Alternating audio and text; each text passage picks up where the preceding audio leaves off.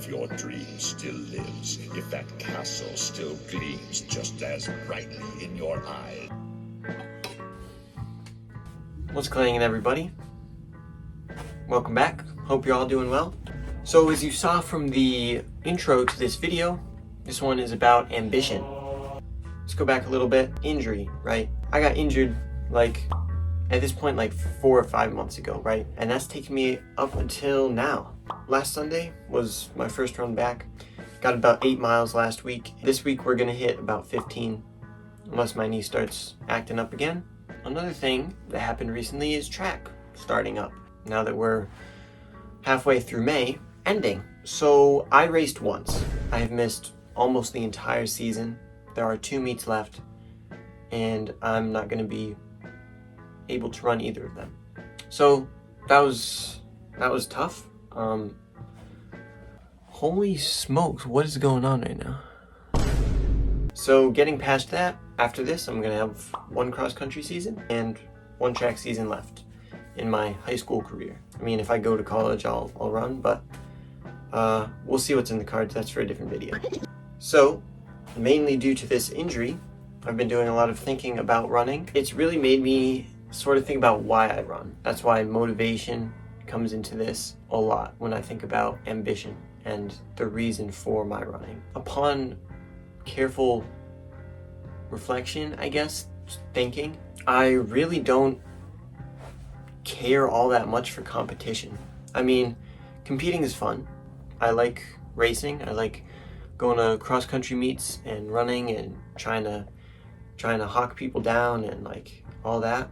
It really doesn't fuel me. It's come down to the point where really the reason I run is really just to better myself and to be better than I was the day before. And so when I got injured and I couldn't run, it was very, very disheartening because I got slower, I got more out of shape. Coming back to running and getting faster, it's really inspired me to be better and to really push myself to see what I can accomplish. I'm trying to figure out how to word this. My motivation for running is to improve myself, not to be better than other people. So I'm putting my ambition and my goals and my mental health and all that, I'm putting that above competition and medals and winning. It just doesn't really push me to improve as much as me pleading with myself to get better would. That's what's going on. I've been thinking a lot, and I've sort of pushed myself into a corner where if I don't give it everything that I have in training this next year and working out and lifting weights and doing everything that I can, how can I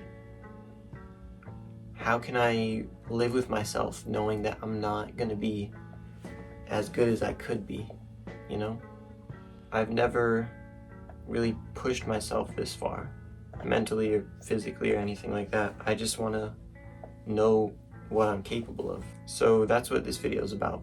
I want to see what my potential is if I give it everything that I have. I guess we'll look back on this video in a year and either I'll be a lot faster or I'll be a little faster or maybe a little slower, but I'm really only going to be okay with one of those. So this is what I want to do with my ambition. Hopefully this has made you guys think a little bit.